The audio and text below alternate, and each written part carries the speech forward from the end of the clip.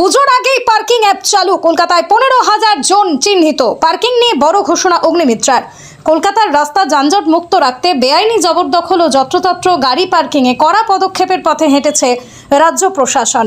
নির্দিষ্ট parking zone ছাড়া গাড়ি পার্কিং করা যাবে না বলে আগেই ঘোষণা করেছেন পুরমন্ত্রী।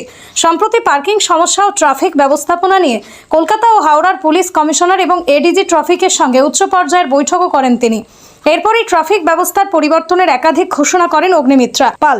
এবার পার্কিংয়ের জটিলতা কাটাতে একটি বিশেষ অ্যাপ চালু হতে চলেছে। এই অ্যাপের মাধ্যমে চালকরা নিজেরাই দেখতে পাবেন কোন এলাকায় কোন পার্কিং স্পটে গাড়ি রাখার জায়গা রয়েছে। শুধু তাই নয়, পার্কিংয়ের গোটা ব্যবস্থাই থাকবে অনলাইনে। সূত্রের খবর, কেএমসি এলাকায় প্রায় 15,000 অনুমোদিত পার্কিং জোন চিহ্নিত করা হয়েছে। সেগুলোকে টেন্ডারের আওতায় আনা হচ্ছে। এমনকি পুজোর আগেই বিশেষ অ্যাপ লঞ্চ করার চিন্তাভাবনা রয়েছে বলেই জানিয়েছেন মন্ত্রী। শুধু তাই নয়, রাস্তায় যত্রতত্র ক্যাব পার্ক করার ক্ষেত্রেও এবার চড়া জরিমানা ধার্য করা হবে।